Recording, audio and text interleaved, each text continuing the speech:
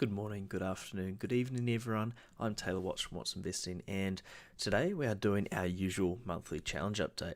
Today's one is going to be a lot different compared to every other one. We won't get to that just yet.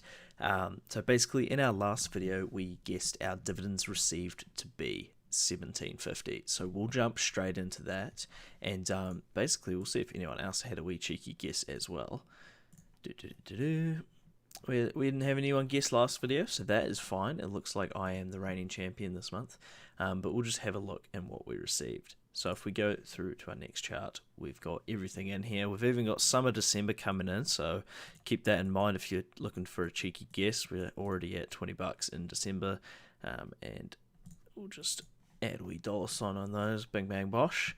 And yeah, December's off to a great start. We've already got our monthly ones coming in, just waiting on Realty Income Corp as well. And we've also got our biggest one from Triple M, $7.50. That is mean. Their last one was $6.93, so an extra 57 cents-ish there. So we can see November came in higher than I guess by almost $3 of 20.45. So we'll smash that in and take a look at our charts. Oops, that's wrong. Boom. So if we check that out, we've got multiple months here, and November is looking mean. It is double what it was last November, and of course in 2022 we are already over last year's dividends, and we've still got big old December to come in to play. We're already at $20, so if we imagine that is 20 so far, we are much higher than last year already, but there is plenty more dividends to come, as we haven't even got our big old Hallensteins just yet, and it's expecting to be in the 30s, I believe, so that'll easily push up the dividends there. It's going to be hard for us to break through quarter four of last year of 96.34. We'll need another $65 to get over there, so that's going to be a stretch, but I reckon we can do it. Surprisingly, quarter two was really high, and of course that is for that dividend as well. So quarter two came in with a 32 and a 35, so there are actually quite a lot of dividends coming into play there, which were insanely good. So basically the big part of this video is that the portfolio has changed quite a bit. So as you can see, our value is completely different to when you would have last saw it, and that's because bought a house and needed the deposit. So we have sold off lots of our stocks and kept a few sticking around. So we were sitting around 20 grand and pretty much halved our portfolio over a few days, just started doing some sales and figured out how much exactly I needed. And don't you worry guys, I'm a believer. Tesla is still sticking around. We aren't selling that bad boy, and we haven't sold any here either. We are keeping that bad boy to keep going. But as you can see, our portfolio is looking pretty grim now. We've got, of course, our subscriber stock here. We've got good old Apple, one of our second biggest holdings, and we've got our 3 monthly payers here in a nice wee line. Thought we might as well keep those as we start into the new year next month. Wanted to have some consistent dividends coming month to month, just so I can I'll probably restart this chart completely now the portfolio's had a refresh, so I'll probably start fresh with an empty one of these. I'll still keep this one going as an all-time thing, but probably only include it every 6 months in the videos, or once a year, just like looking back. But I'll probably start a fresh one just to tidy up the numbers and maybe redesign and have a wee update. But yeah, our current weightings are looking pretty different. Tesla about half the portfolio, Apple about 20%, and so forth. Triple M will be roughly at $1,000 by next video, because we'll be putting $26 in today and another 25 or more next month. And then I kept NZX as most of the stocks I sold were at a profit, so we made realized gains on the capital 440 on most of them, but also we got realized currency gains of 300, so we made about $700 on those stocks we sold, and of course we got dividends from them as well, so we are up like 1,300 in that sense of things. This current loss is not a loss until we sell, or it might turn into a gain. We took quite a hit on some of the fees, of course, but that's all part of it, and we've got a deposit ready to ping I've also got a bit of an emergency fund in the bank, just because can't have all of my cash go into a deposit. Got to have some for Christmas presents and whatnot. So the portfolio should see some cash coming back into it in the new year. But for now, we're keeping it slim. Yeah, so we'll do a complete refresh on the charts. But yeah, we've bought a house. It's sitting kind of in the mid 500s, and yeah, so we did a 5% deposit, and gonna have KiwiSaver and first home grants and stuff like that coming in when settlement happens. It's gonna be a weird journey because it's a new build, so it's gonna be about 6 months away or more. So yeah, the deposit will be going in now, and then it's smooth sailing, hopefully relaxation for the next 6 months, and then wait for title, code of compliance, revaluation, and all that good stuff, and hopefully move in. And yeah, so I've just been back and forth with the seller of the development, the mortgage broker, the lawyer, and just been pretty busy, of course, and doing a lot of paperwork. So yeah, it's been a good few weeks, and yeah, me and Trish really excited. But yeah, that is the main portfolio update of today. Is the portfolio is cut in half, but we've kept the two important ones, Tesla and Triple M, of course, to keep the channel going. Got 3 monthly stocks, and yeah, as I was saying just before I got sidetracked, is most of the ones we sold were at a gain. I think Disney was our biggest loser, but I just needed an extra $500 just as we emergency buffer.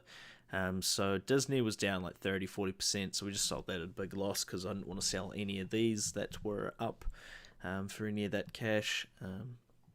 Yeah, so our portfolio, if we ignore the previous history, it is currently down quite a substantial amount, probably about a 20% average overall, but that's all right. Yeah, so I didn't want to sell at a loss on a nice dividend payer. Disney wasn't a dividend payer, and we weren't kind of investing into it too frequently. It was kind of going to be a long-term holding if we weren't buying a house, but it had to go.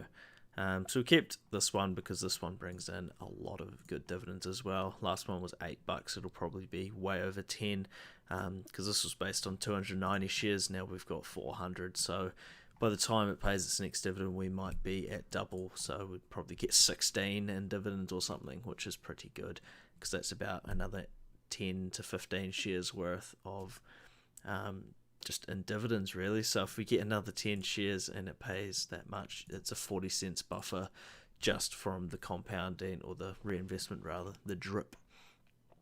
So getting an extra from that is good because that's another third of a share, which is another, a third of a share. It's probably another 1 cent or 2 added on each time we get a dividend, and we get them twice a year. So it's just double what I just said, essentially. So that's cool that it's going to compound like that, and same with the rest of these, because some of them are getting quite big, as our dividends here have just been scaling upwards and upwards and upwards.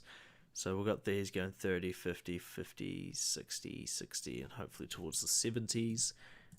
We've got these ones which are very different, going from starting off in the 20s, 70, 90, $2, $1.50, $2, getting into the 3s and even closer to the 4s, and that's US, so it's 50% extra on that. And good old Realty Income Corp doing the same thing. They just raised their dividend as usual by 0.2%, so that is pretty sick. So yeah, $1.96. I think this number is usually wrong. It usually doesn't. Sorry, burping. Usually doesn't take into consideration the tax or anything, so it will likely be a bit lower than that. But it's cool to see this going and going and going and just increasing and increasing. But yeah, the portfolio has changed a bit. We'll get straight into the usual part where we've got now 301. I believe the last time we added $1 per subscriber, we were at 300, not 299. We were sitting at 299 for a bit, but I think that's because we went down past our last installment. So I think I'm only going to put $1 in, not $2 in for that. But as usual, we'll put in an extra 25 for the video as well. So if you're new here, I do $1 into Triple M per subscriber I gain, and $25 a video as a wee incentive for me to get onto it and keep my wee database of investing going. This is basically me learning and sharing what I'm learning, me being pretty transparent with my investments and showing you the good stuff. Oh, it's been busy. Just came back from Australia, went on a wee business trip and spent a bit of money there and had a good time. Just a wee works do. Went to Brisbane and went in the river on a yacht and had some drinks, met some of the Aussie team where I work and some of the business partners there, did a wee bit of networking and a bit of shopping and a bit of relaxing as, Brisbane's a bit hotter than down here in Dunedin. So we were sitting in the mid to high 20s and sometimes the 30s in quite muggy, warm weather, which is a lot nicer than here. It was almost too much most of the time, but it was quite nice. I'm kind of gobsmacked looking at my portfolio. It's very different to what I'm used to.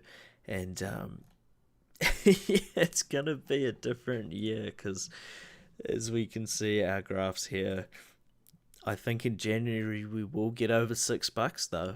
I think we will because of our monthly stocks. But February, March, April, May, June, July, August, September, we probably won't. October maybe. It really just depends on the ones we've still got. We've got what? Apple and NZX and Triple M that pay irregularly, and then the monthly guys. So yeah, we might. I don't know. We'll have to. I've got 2-3 weeks or maybe 4 weeks till my next monthly update video. I'll try and make an investment plan for 2023 by then, but it will be very conservative because we can't fix on a mortgage rate or anything until closer to settlement, and rates are currently going up, and I've just started getting commission from work, so it's hard to estimate income, so it's going to be a bit over the show and conservative, my goals, but it's more just setting up a plan of how many holdings do we want to have, what's our plan for keeping kind of the weighting ratio, like where do we want to have this going. Optimally, I would think that currently with Tesla share price, I want to absolutely smash money into here with whatever I got left over or whatever I'm investing. Triple M will keep the usual going in. I think I'll get I'll get my monthly ones up to roughly $1,000 each, or what's currently in them, 650, 480. 500. I might get like 750 US into all three of them or something and just have them coast along paying dividends, and NZX I'll just put in every once in a while because it's got quite a good yield as well, and the rest will just have to come over the next few weeks when we plan what we're up to. In terms of this chart here, I haven't updated it since last month, but we haven't had too much happen. Basically, most of these companies have already paid for the quarter, apart from, of course, when December rolls around. So, next video, this will be updated for one last time, and then I'll probably reset it, as we've gotten rid of most of these companies.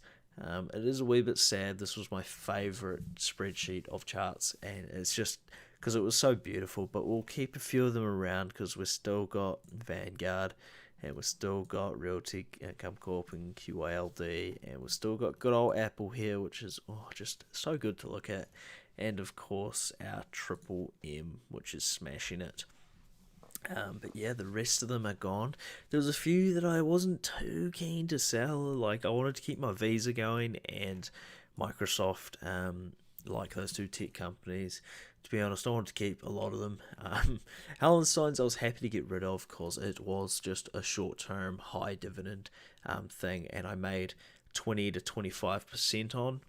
So it was a few $100 made on just Hallensteins, and it's paid over $100 in dividends, and including the next one, close to 200, which is pretty sick. Main freight we made 40-50% on, including the dividends, so that was another really good one. S&P 500, I think we were up about 10%, Coca-Cola 20%, Pepsi 20%, Colgate 10%, McDonald's 20-something%, so we made a lot of gains, which made selling quite nice on some of them. AT&T was one of our losers that we sold, and of course Disney, which isn't on here, was our biggest one, being down like $200, so about 300 NZD. But that just meant some of the Houndsteins and other gains were used as a break-even point on that. So it's going to be interesting when we reset this. Yeah, in terms of our goal, I think I talked about this last video, might not have actually, but yeah, we've hit our investment goal. Obviously, I've taken money out, but initially it went in for the dividends, so we'll just leave it at that until we update the portfolio next year.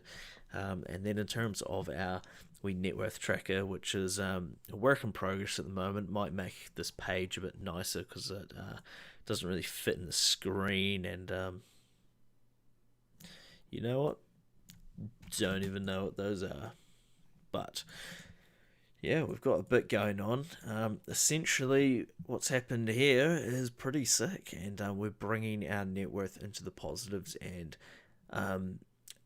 depending on how the house thing goes, we'll be pinged into the positive almost immediately, because I'm getting, hopefully if all things stay the same, I'll be getting $10,000 for free from the first home grant for a new build.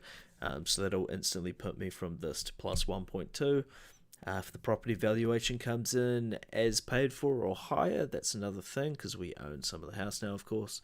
If it comes in the opposite, we'll have to fund cash, and yeah, it gets complicated. Yeah, expenses will be going up incredibly, so investing will be pretty grim. I've got a wee budget in here, but I'd rather keep that private for now. Same with what the house is and where it is and stuff like that. May share things like that in the future, but for now we'll keep it cool until something actually happens.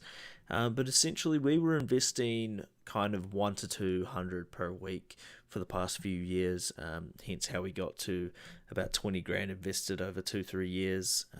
Is basically, yeah, just scaling investments, and of course the drop off. Yeah, so investing will it'll be under 100 a week. I think it'll probably be around $50 a week until things normalize, unless we get an extremely good interest rate. And depending on Trish, she's currently working on some things at work, so her income might change. Mine's currently scaling upwards. I've got a base and then a commission.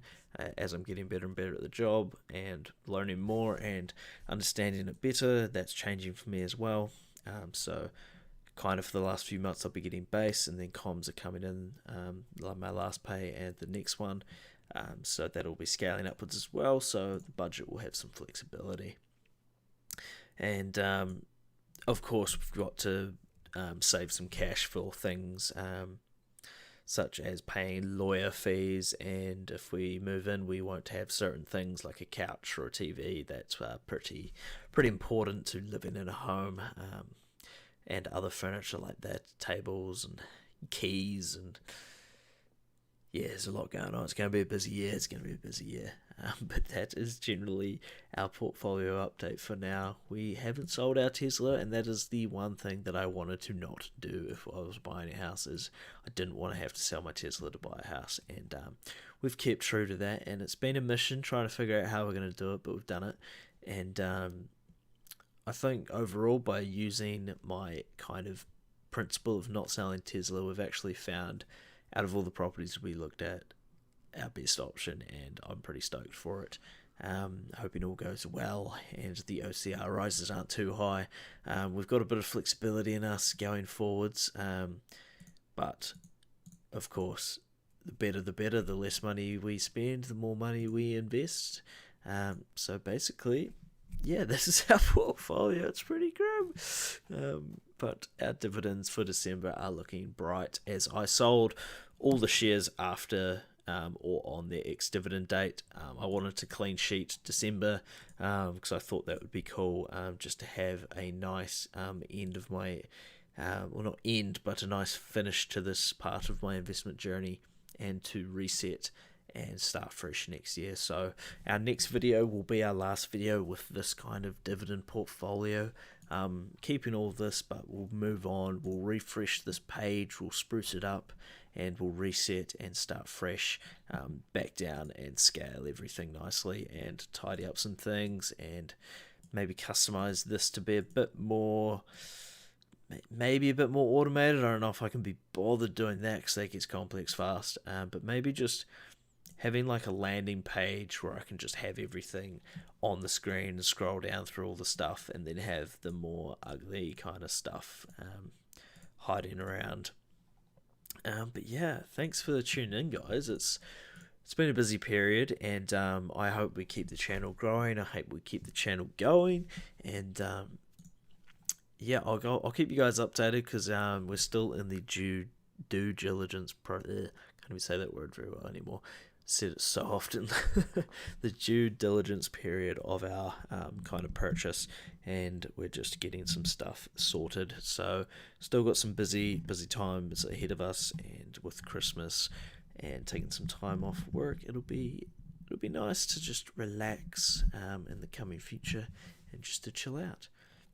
But that is me signing off. I'll probably spend this $20 on some of these stocks that I have. Not too many options now, so that should make it easy to decide where my pennies are going.